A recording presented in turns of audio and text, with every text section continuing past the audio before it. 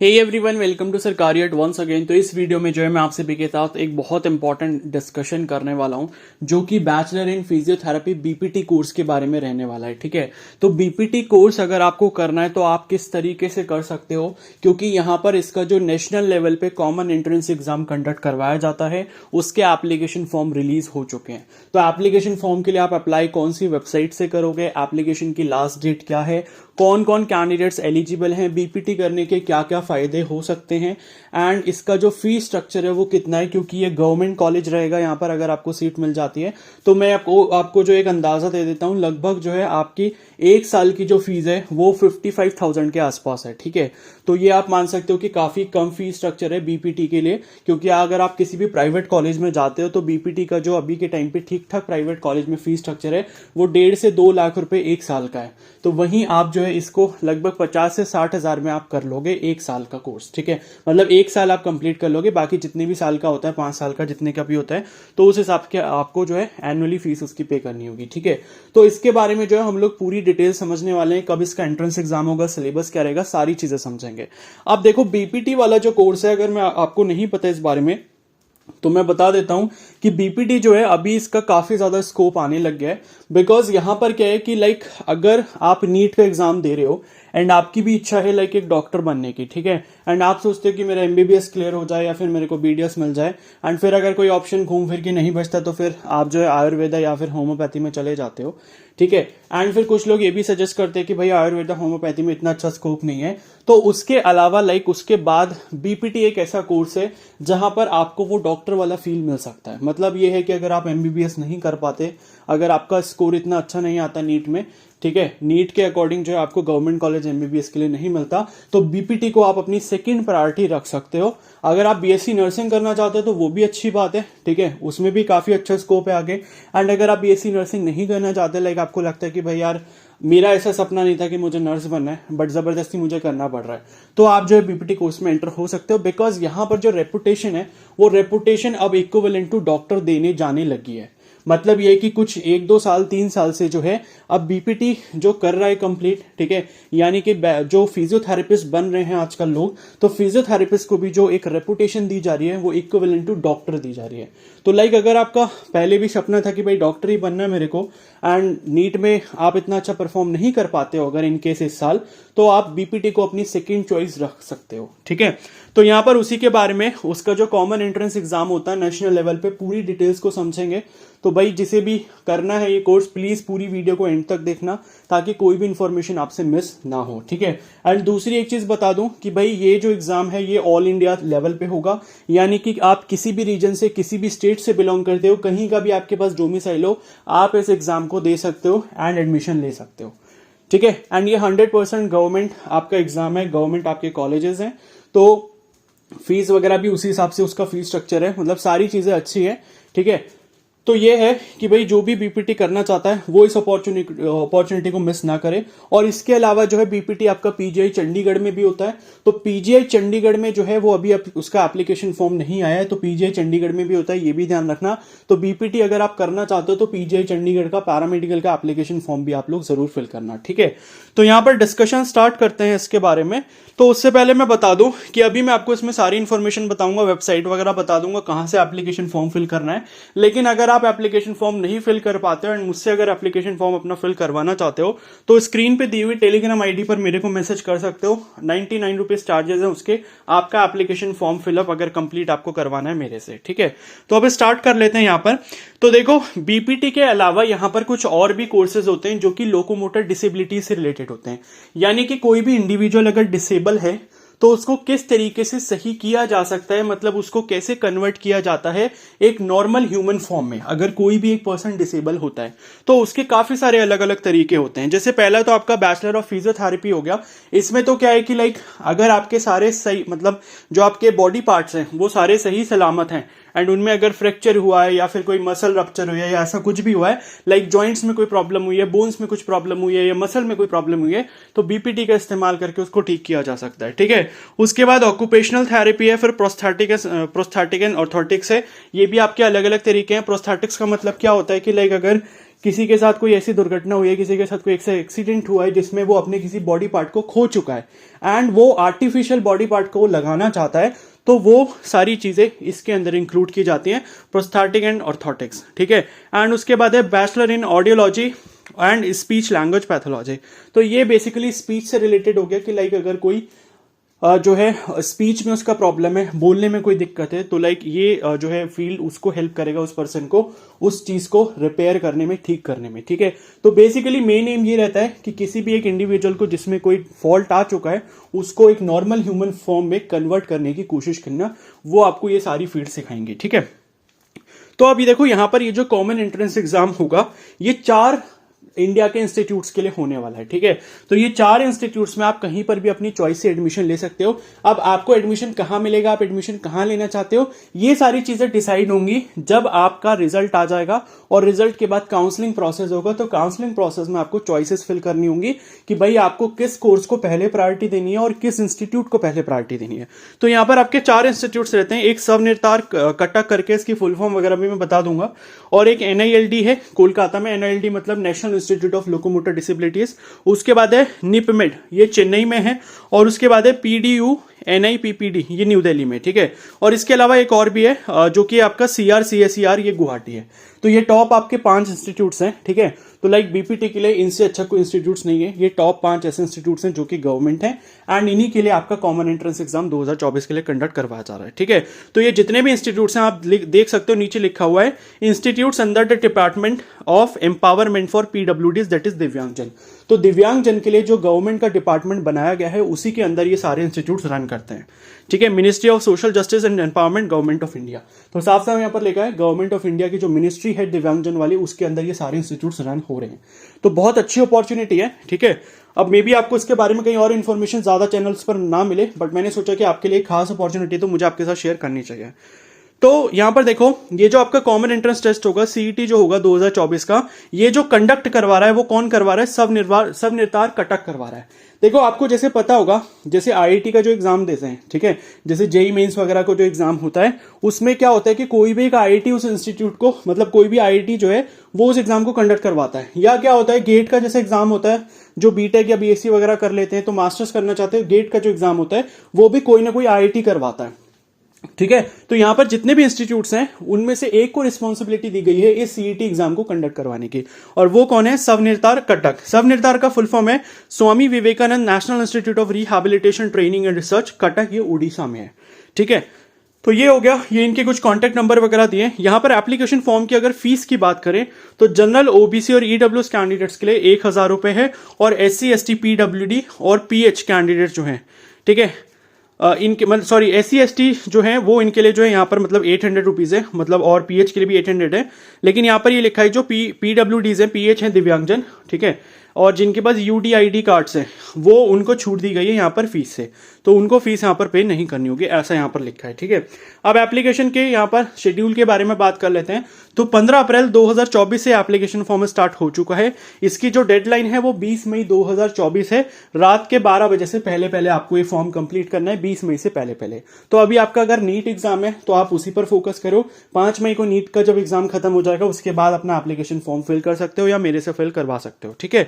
अब बात करें कि एडमिट कार्ड इसका कब आएगा, तो 4 जून 2024 को इसका एडमिट कार्ड आएगा, और इसके जो कॉमन एंट्रेंस टेस्ट की टेंटेटिव डेट जो इन्होंने दी है वो 23 जून है, ठीक है। तो आपको ये भी पता होगा कि अगर किसी ने एम्स BSc पैरामेडिकल का एप्लीकेशन फॉर्म फिल करा है तो 22 जून का उनका एग्जाम है और 23 को ये है। तो अगर आपने वो फिल करा है तो आपको ये चीज ध्यान रखनी पड़ेगी कि जो उसमें सेंटर आपने डाला है उसी के आसपास कहीं आपको इसका भी सेंटर चूज करना पड़ेगा, सो दैट कि आप दोनों एग्जाम को आसानी से दे पाओ। तो इस चीज का बहुत ध्यान रखना, ठीक है। और रिजल्ट्स इसके 5 जुलाई को आ जाएंगे। उसके बाद फिर जो है आपका काउंसलिंग का सिस्टम जो है वो आपका 8 जुलाई से स्टार्ट हो जाएगा, चॉइस फिलिंग वगैरह, ठीक है। उसके बाद आपको पेमेंट वगैरह जो भी करनी होगी, आपको यहाँ पर सीट एक्सेप्ट करने के लिए 10,000 रुपये ऑनलाइन पे करने पड़ते हैं एडवांस में, ठीक है। ये सारी जितनी भी चीज़ें होंगी मैं आपको आगे बता दूंगा जब ये होंगी, ठीक है। तो ये आपका पूरा कुछ शेड्यूल है यहाँ पे। और उसके बाद जो है 30 अगस्त यहाँ पर लगभग लास्ट डेट रहेगी मॉपअप राउंड तक, 3 राउंड इसके रहेंगे काउंसलिंग के, और उसके बाद सितंबर से जो आपकी क्लासेस स्टार्ट हो जाएंगी, ठीक है। अब उसके बाद आगे बात करते हैं कि यहाँ पर अप्लाई कैसे करना है। तो भाई इसकी जो वेबसाइट है ऑफिशियल वो है admission.savnirtar.nic.in। ये वेबसाइट आप यहाँ पर देख सकते हो, इसी वेबसाइट पर जाके आपको अपना एप्लीकेशन फॉर्म फिल करना होगा। अब बात करते हैं आगे, ठीक है, इसके कुछ और इंपॉर्टेंट पॉइंट्स के बारे में। तो इंस्टीट्यूट्स के बारे में मैं आपको बता दूं कि इंस्टीट्यूट्स यहाँ पर कौन कौन से हैं। तो पहले तो आपने सबनिर्धार कटक देख लिया जो कि कंडक्ट करवा रहा है। उसके बाद NILD national institute of for locomotor disabilities Kolkata में। उसके बाद निपमेड है national institute for empowerment of persons with multiple disabilities, ये चेन्नई में है। उसके बाद PDU NIPPD ये दिल्ली में है। Pandit Deendayal Upadhyay national institute for person with physical disabilities, ठीक है। उसके बाद ये कुछ और भी इंस्टीट्यूट्स हैं, ठीक है, जैसे कि अली यवर जंग national institute of speech and hearing, तो ये खाली स्पीच एंड हियरिंग के लिए, ठीक है। उसके बाद national institute empowerment of persons with visual disabilities, तो ये NIEPVD ये आपका देहरादून में, तो ये विजुअल डिसेबिलिटीज के लिए। मतलब ये है कि यहाँ पर शायद BPT वगैरह नहीं होगा क्योंकि विजुअल डिसेबिलिटी से रिलेटेड फिर आपके कोर्सेज होंगे, ठीक है। और उसके बाद आपका NIEPID है, ये सिकंदराबाद में है।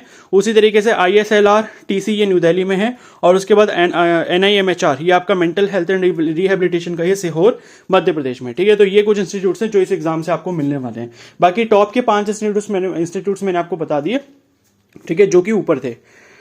तो अब आगे बात करते हैं, यहाँ पर आप कौन कौन से प्रोग्राम्स कर सकते हो। फिजियोथेरेपी कर सकते हो, ऑक्यूपेशन थेरेपी कर सकते हो, प्रोस्थेटिक्स एंड ऑर्थोटिक्स कर सकते हो, और audiology and speech language pathology कर सकते हो, ठीक है ना। तो अब इन कोर्सेज के बारे में यहाँ पर कुछ लिखा हुआ है, ये सारी चीज़ आप चाहो तो पढ़ लेना, ठीक है। ऑक्यूपेशन थेरेपी में basically physical and mental health ये सबसे रिलेटेड आपका होता है, ठीक है। बाकी कोर्सेज के बारे में आपको पता ही है, ठीक है। तो अब इसमें जो है आगे देखते हैं। बाकी इन सब में जो है सारे इंस्टीट्यूट्स की इन्फॉर्मेशन दी है कि भाई कब कब ये ओपन हुए थे। तो देखो ये मैं आपको दिखा दूं जो सबनिर्धार वाला है, ठीक है। इसके बारे में इन्होंने लिखा तो नहीं है, बट यहाँ पर ये लिखा है, जैसे ये कोलकाता वाला जो है NILD ये 1978 में स्टैब्लिश हुआ था। सोचो इतना पुराना इंस्टीट्यूट है, ठीक है। तो ये सारे टॉप के इंस्टीट्यूट्स हैं, तो इसमें आपको ये बिल्कुल भी टेंशन नहीं लेनी कि भाई यहाँ पर स्कोप अच्छा होगा नहीं होगा, इस इंस्टीट्यूट की वैल्यू होगी या नहीं होगी। तो सारे इंस्टीट्यूट्स अच्छे हैं, ठीक है। और उसके बाद जो है नेक्स्ट यहाँ पर कोर्सेज की बात कर लेते हैं। तो भाई सारे कोर्सेज की डिटेल्स यहाँ पर इन्होंने दी हुई है। जो सबनिर्धार कटक है आपका, वहां पर आपका BPT है, BOT है, BPO है, ठीक है। तो BPT आपका फिजियोथेरेपी हो गया, BOT मतलब ऑक्यूपेशन थेरेपी हो गया, और BPO क्या हो गया आपका प्रोस्थेटिक्स एंड ऑर्थोटिक्स हो गया।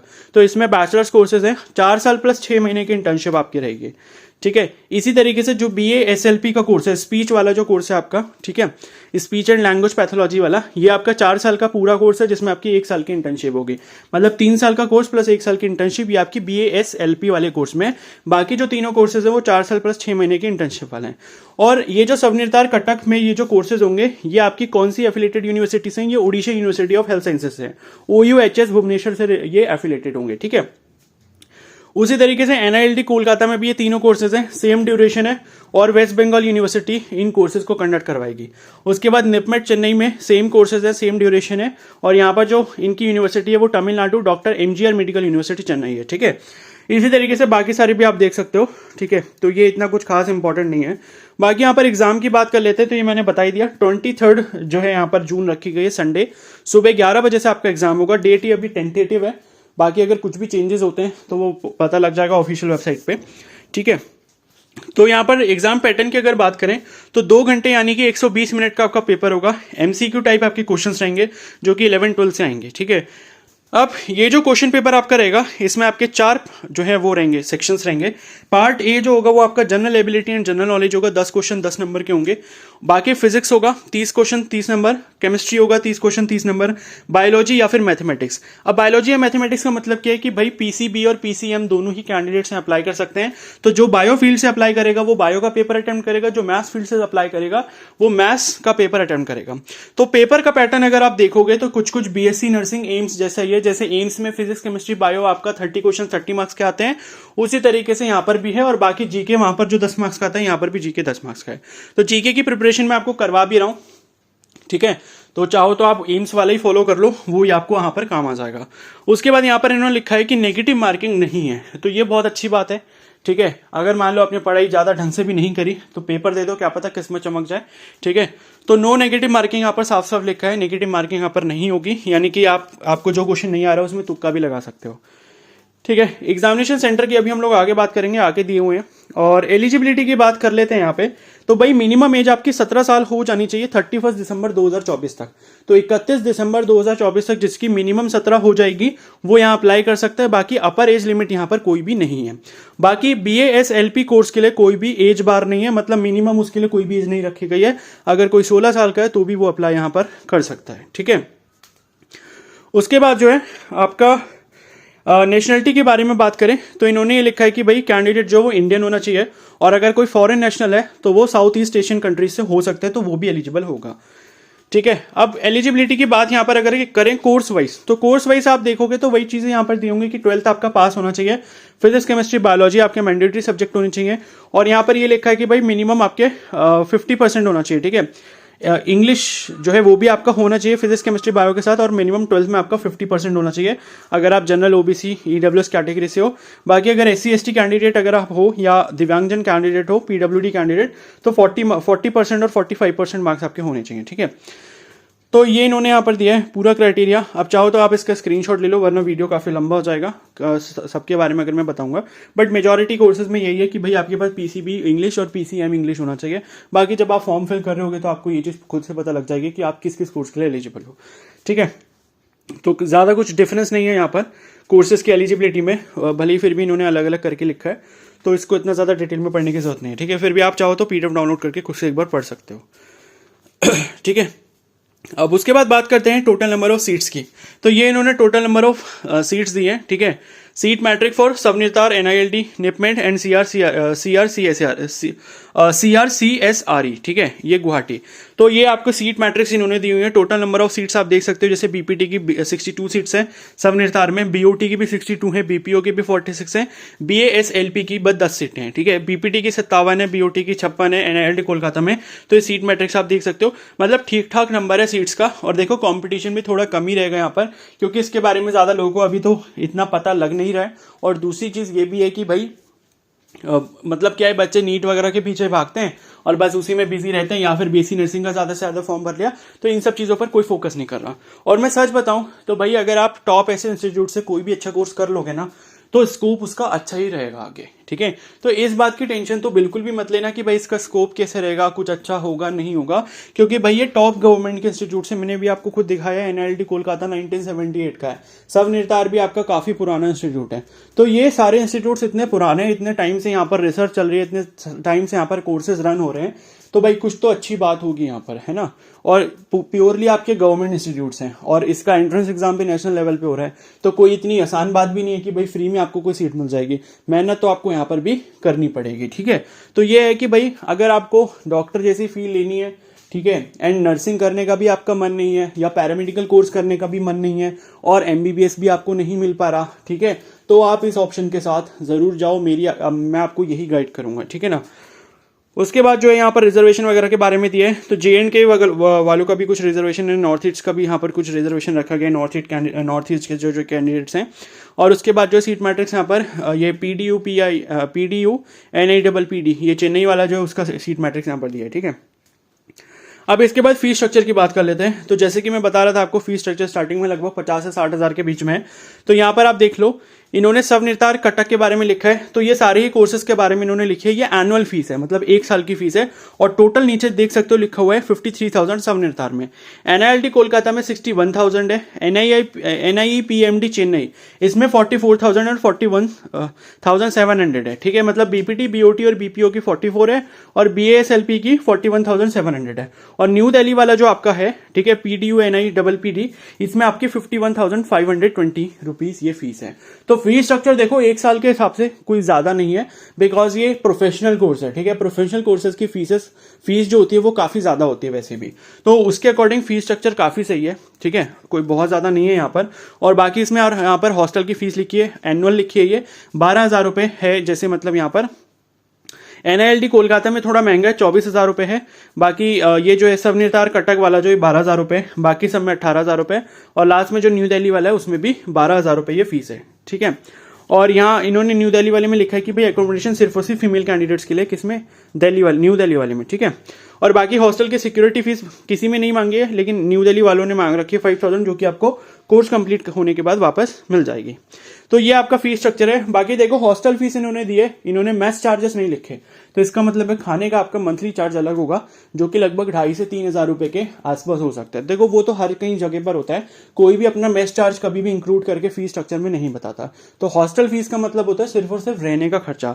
अगर 12,000 रुपए एक साल का खर्चा है, तो आप ये समझ सकते हो कि 1,000 रुपए एक महीने का खर्चा हो गया सिर्फ रहने का। बाकी खाने का जो है वो तो आपको हर महीने देना ही पड़ेगा मैस में, जो कि 2,500 से 3,000 रुपए के बीच में वेरी करता है, ठीक है।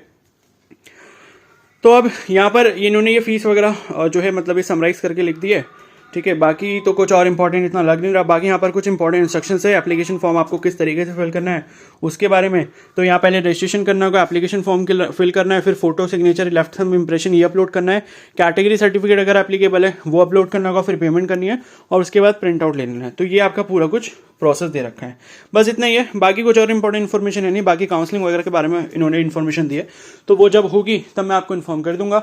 बाकी चैनल पर अगर नहीं हो तो जरूर सब्सक्राइब कर लो और बेल आइकन को प्रेस कर लो। और इसी तरीके की अगर इन्फॉर्मेशन फ्यूचर में भी चाहते हो कि अपॉर्चुनिटीज के बारे में आपको पता चलता रहे, तो चैनल को जरूर सब्सक्राइब कर लो और बेल आइकन को प्रेस कर लो और अपने दोस्तों के साथ भी इस वीडियो को जरूर शेयर कर देना। और बाकी कोई डाउट हो तो मुझे कमेंट सेक्शन में बता सकते हो। फॉर्म अगर किसी को फिल करवाना हो तो स्टार्टिंग मैंने आपको जो है वो आईडी बता दी थी, टेलीग्राम आईडी, आप उसमें मेरे को मैसेज कर सकते हो, लेकिन सिर्फ और सिर्फ फॉर्म फिलअप के लिए ही मैसेज करना, बाकी किसी और क्वेरी के लिए नहीं। Okay, so thank you and have a nice day.